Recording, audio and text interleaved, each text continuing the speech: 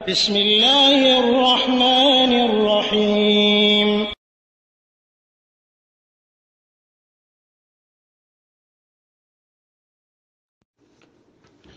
আসসালামু আলাইকুম ওয়া রাহমাতুল্লাহি ওয়া বারাকাতুহু। আলহামদুলিল্লাহ ওয়াস সালাতু ওয়াস সালামু আলা রাসূলিল্লাহ ওয়া আলা আলিহি ওয়া আসহাবিহি ওয়া মান ওয়ালা। আউযু বিল্লাহি মিনাশ শাইতানির রাজীম। ইন্না ইদ্দাতাশ শুহুরি ইনদাল্লাহি 12 শাহরান ফি কিতাবিল্লাহি ইয়াওমা খালাকাস সামাওয়াতি ওয়াল আরদা মিনহা আরবাআতুন হুরুম যালিকা ad-দীনুল কাইয়্যিম। প্রশংসা মহান রব্বুল আলামিনের জন্য এবং শান্তি অবতীর্ণ হোক আমাদের প্রিয় নবী শেষ নবী মুহাম্মদুর রাসূলুল্লাহ সাল্লাল্লাহু আলাইহি ওয়াসাল্লামের প্রতি এবং তার পরিবার পরিজনের উপরে। সম্মানিত আমার দিনী ভাই ও বোনেরা, এখন যে মাসটা যাচ্ছে আরবি মাসটা হচ্ছে রজব মাস। আপনারা জানেন আল্লাহ রাব্বুল আলামিন 12টি মাসের মধ্যে 12টি মাস নির্ধারণ করেছেন বছরে। এরপরে তার মধ্যে 4টি মাসকে বিশেষভাবে নির্ধারণ করেছেন হারাম হিসাবে, যে মাসগুলোকে হারাম বলা হয়। এবং এই হারাম মাস হিসাবে মাসগুলোর পবিত্রতাও আছে, অর্থাৎ এটা পবিত্র মাস, পবিত্রতাও আছে। এই পবিত্রতা জাহিলি যুগেও ছিল, এই পবিত্রতা রাসূল সাল্লাল্লাহু আলাইহি ওয়াসাল্লামের যুগেও ছিল। এমনকি সেই জাহিলি যুগে যারা শত শত বছর ধরে একটা যুদ্ধের পিছনে লেগে থাকতো, একটা যুদ্ধের পিছনে যারা 40 বছর 50 বছর বিভিন্ন ধরনের যুদ্ধ ছিল, সেই যুদ্ধ তারা লেগে থাকতো। মানে একে অপরের প্রতি প্রতিশোধের আগুন তাদের মধ্যে দাউ দাউ করে জ্বলতো। তার বাবা চলে গেছে, দাদা চলে গেছে, এরপরে 3-4 পুরুষ আসতেছে, কিন্তু সেই আগুন তাদের ভিতরে জ্বলতেই থাকে।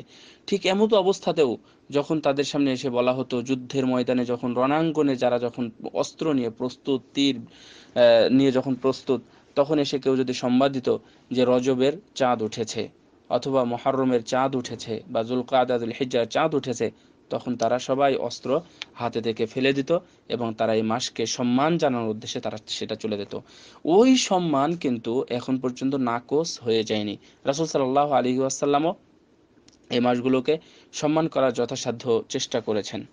তো এখন আমাদের এখানে দুইটা বিষয়, একটা হলো রজব মাস, আরেকটি হলো মেরাজ বা ইসরা, রাসূল সাল্লাল্লাহু আলাইহি ওয়াসাল্লামের মেরাজ। আমাদের মধ্যে অনেকের ধারণা আছে, বা অনেকের বলতে আমরা বলবো ভারত, বাংলাদেশ, পাকিস্তানের ম্যাক্সিমাম মানুষের মধ্যে ধারণা যে রজব মাসেই রাসূল সাল্লাল্লাহু আলাইহি ওয়াসাল্লামের মেরাজ হয়েছিল। রজব মাসে রাসূল সাল্লাল্লাহু আলাইহি ওয়াসাল্লামের মেরাজ হয়েছিল, এটা অনেকের ধারণা। আসলে এটা কুরআন সুন্নাহর দৃষ্টিতে অথবা ইতিহাসবেত্তা যারা ছিলেন, ঐতিহাসিক যারা ছিলেন, তাদের কাছে এটার কতটুকুন মূল্য আছে, মূল্য বলতে কতটুকুন প্রমাণ আছে, বা শরীয়তে এটার কতটুকু প্রমাণ আছে। আমরা যেহেতু মুসলমান এবং আমরা সবাই কোরআন এবং সহিহ সুন্নাহর অনুসারী, আলহামদুলিল্লাহ, আল্লাহ আমাদেরকে কবুল করুন, আমাদের আমলগুলোকে কবুল করুন। তো যদি আমরা কোরআন এবং সুন্নাহর অনুসারী হয়ে থাকি, যে কোনো সময় যে কোনো পরিস্থিতিতে কোরআন সুন্নাহর কাছে আমরা মাথা নত করি, তাহলে আমরা এটাও মেনে নিব যে রজব মাসে শরীয়ত আমাদের জন্য কি নির্ধারণ করেছে। যদি নির্ধারণ করে, আলহামদুলিল্লাহ, আমরা বুক পেতে এবং আমরা হাত পেতে সেটা মেনে নেব, আন্তরিকভাবে মেনে নেব। যদি সেটা অনুমোদন না করে, তাহলে আমরা অবশ্যই সেটা পরিত্যাগ করব। কেউ বাপদাদার আমল দিয়ে অথবা হুজুরের দোহাই দিয়ে অথবা সমাজের দোহাই দিয়ে কোনো কিছু করতে হবে, এখনো তাহলে আপনি কি বলবো, কোরআন সুন্নাহর যেটা মূল্য, সেটা কিন্তু আমরা এখনো তাহলে বুঝতে পারিনি। মুসলমানদের নীতিই হলো, সাহাবীদের নীতিই হলো, যখনই কোনো হুকুম এসেছে তখন তারা সেটা মেনে নিয়েছে। যখনই তাদের কাছে কোনো নিষেধ এসেছে, তখনই তারা তার থেকে দূরে থেকেছে। সো আমরাও সেখান থেকে সেই গুণগুলো যদি অর্জন করতে চাই, তাহলে আমাদেরকেও সেগুলো গ্রহণ করতে হবে এবং খারাপটা বর্জন করতে হবে। হ্যাঁ, আমরা এখন আসি যে এটা আসলে কবে হয়েছিল। আমরা প্রথমে একটু দ্বন্দ্বের মধ্যে যাই। দ্বন্দ্বটা হলো যে এই মাসেই, আমরা ধরে নিই দ্বন্দ্বের খাতিরে যে এই মাসেই মেরাজ হয়েছিল।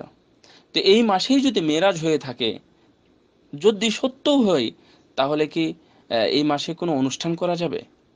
এই মাসে অতিরিক্ত কোনো ইবাদত করা যাবে মেরাজ উপলক্ষে?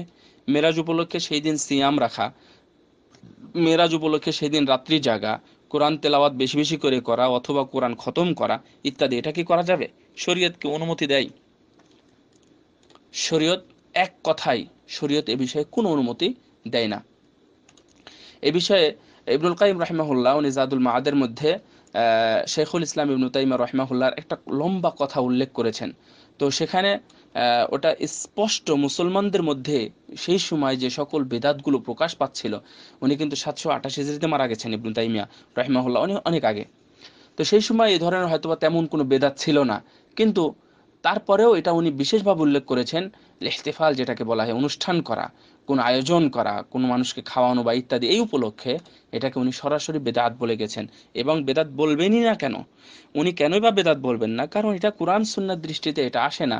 বা রাসূল সাল্লাল্লাহু আলাইহি ওয়াসাল্লাম উনি নিজেই মেরাজে গিয়েছিলেন, উনি ফিরে আসলেন, উনি ফিরে আসার পরে অনেক দিন ছিলেন, তারপরেও কিন্তু উনি কোনো সময় এ ধরনের অনুষ্ঠান করেননি। তার সাহাবীরা বেশি হকদার, আবু বকর, ওমর, উসমান, আলী সহ পরবর্তী যারা খলিফা অতঃপর সাহাবীগণ প্রায় অনেক দিন পর্যন্ত বেঁচে ছিলেন, তারাও কোনো ধরনের অনুষ্ঠান করেননি এবং এ বিষয়ে কোনো প্রমাণও নেই।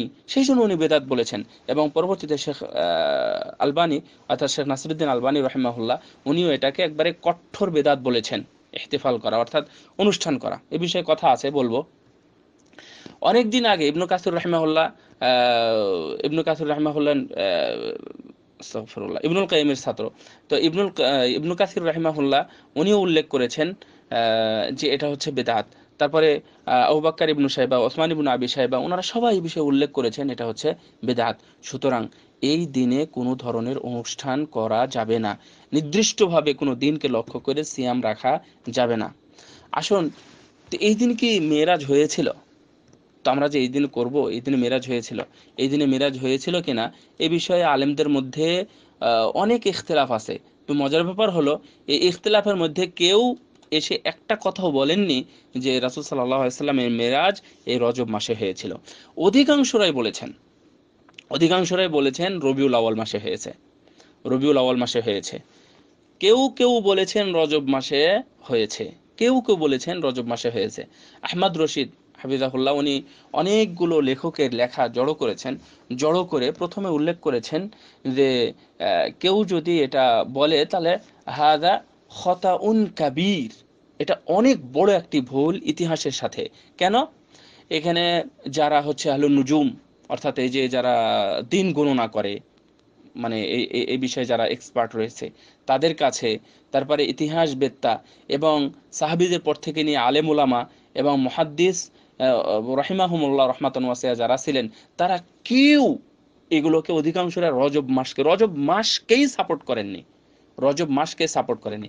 ইমাম নববী রাহিমাহুল্লাহ উনি উল্লেখ করে বলছেন যে যদিও 27 তারিখ হয়, যদিও 27 তারিখ হয়, আমি তর্কের, উনি এভাবে বলেছেন, উল্লেখ করেছেন যে যদিও সেটা 27 তারিখ হয়, তবে অবশ্যই মাসের কথা কেউ নির্দিষ্টভাবে উল্লেখ করেননি। হাদিসে তো নেই, হাদিসে নেই, কোনো সাহাবী উল্লেখ করেননি। এবং ওনাদের পর থেকে আমরা যাদের কাছ থেকে পেয়েছি, অর্থাৎ তাবি সালফি সালেহিন আইমা মুজতাহিদিন, ওনাদের কাছ থেকে আমরা যাদের কাছ থেকে কথা পেয়েছি, তারা কেউ মাসের কথা উল্লেখ করেননি। তবে সবাই বলেছেন রবিউল আউয়াল, রবিউল আউয়াল বলেছেন। কে বলছেন? ইমাম নববী রাহিমাহুল্লাহ। আবার উনি বলেছেন এটা রমজানও হতে পারে, শাওয়ালও হতে পারে, এবং সেটা রজবও হতে পারে, রজব হতে পারে, অর্থাৎ রজবটা উল্লেখ করেছেন সবার শেষে।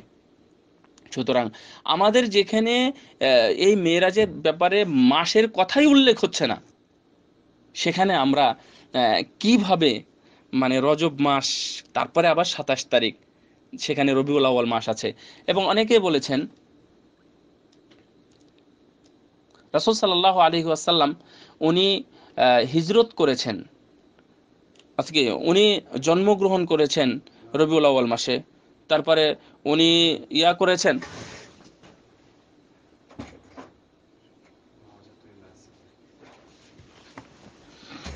উনি জন্মগ্রহণ করেছেন রবিউল আউয়াল মাসে, উনি নবুয়ত পেয়েছেন রবিউল আউয়াল মাসে, ওনার হিজরতটা ছিল রবিউল আউয়াল মাসে।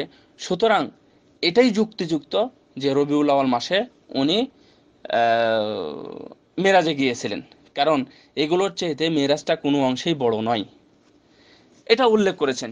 কিন্তু রজব মাসটার বিষয়ে আপনারাও যদি ইতিহাস ঘাটেন দেখবেন, এবং হাদিসের দৃষ্টিতে যেগুলো আছে সুনানি বাইহাকিতে, তারপরে হচ্ছে আরো কিছু কিছু মানে হাদিস গ্রন্থের মধ্যে এই বিষয়গুলো উল্লেখ করা হয়েছে, কিন্তু আসলে রজব মাসটার বিষয়ে কেউ ভালোভাবে উল্লেখ করেননি। তো এটা কখন হয়েছিল? এটা হয়েছিল নবুয়তের 12তম নববী বর্ষে, 12তম নববী বর্ষে। আর এটাই ঠিক সর্বশেষ কথা যেটা, যে রাসূল সাল্লাল্লাহু আলাইহি সাল্লাম 16 মাস আগে, 16 মাস আগে রাসূল সাল্লাল্লাহু আলাইহি ওয়াসাল্লামের মেরাজ হয়েছিল। এবং এটাও ঠিক যে তখন খাদিজা ছিলেন না, তখন খাদিজা ছিলেন না। সুতরাং কেউ কেউ মত দিয়েছেন 4 বছর আগে, 5 বছর আগে, 6 বছর আগে। সুতরাং এই মতগুলো খুবই দুর্বল।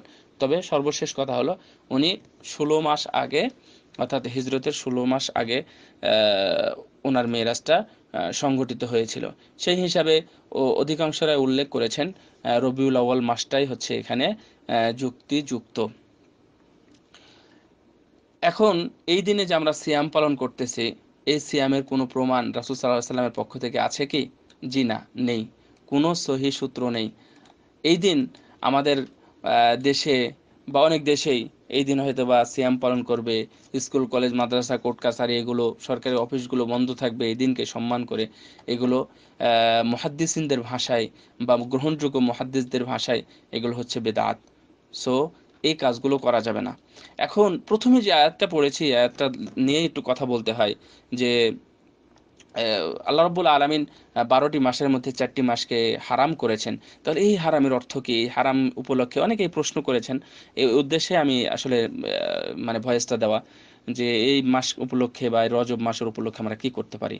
হ্যাঁ, আমাদের কিছু করণীয় আছে, আমাদের কিছু করণীয় আছে। কেউ কেউ বলেছেন যে আমি মানে ফকির মিসকিন একটু বেশি করে খাওয়াতে পারি কিনা, বা বেশি দান করতে পারি কিনা, অথবা বেশি তাসবিহ তাহলিল করতে পারি কিনা।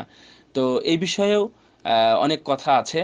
তবে সর্বশেষ এবং সুন্দর কথা হলো, জি, হারাম মাসকে আল্লাহ মূল্যায়ন করেছেন, হারাম মাসকে রাসূল সাল্লাল্লাহু আলাইহি ওয়াসাল্লাম মূল্যায়ন করেছেন এবং সাহাবীগণ মূল্যায়ন করেছেন। সুতরাং আমরাও মূল্যায়ন করব, এটাই ঠিক। আমরাই মূল্যায়ন করব, এটাই ঠিক। একটা হাদিসে এসেছে যে রাসূল সাল্লাল্লাহু আলাইহি ওয়াসাল্লাম যে জিজ্ঞাসা করলেন যে আমরা তো রজব মাসে এখন আছি, তো রাসূল সাল্লাল্লাহু আলাইহি ওয়াসাল্লামকে না, সাহাবীদের মধ্যে পরস্পর জিজ্ঞাসা ছিল, যেখানে ইবনে আব্বাস ছিলেন এবং সাইয়্যিদ তাবি সাইয়্যিদ ইবনু মুসাইয়িব ছিলেন, তারপরে সাইয়্যিদ ইবনু জুবাইর উনি ছিলেন। তো ইবনে আব্বাস রাদিয়াল্লাহু তাআলা আনহু উনি বলছেন যে রাসূল সাল্লাল্লাহু আলাইহি ওয়াসাল্লাম ইয়াসুমু হাত্তা নাকুল লা ইফতিরু ওয়া ইফতির হাত্তা নাকুল লা ইয়াসুম। রাসূল সাল্লাল্লাহু আলাইহি ওয়াসাল্লাম এই মাসে সিয়াম রাখতেন, আমরা না বলা পর্যন্ত উনি রাখতেই থাকতেন।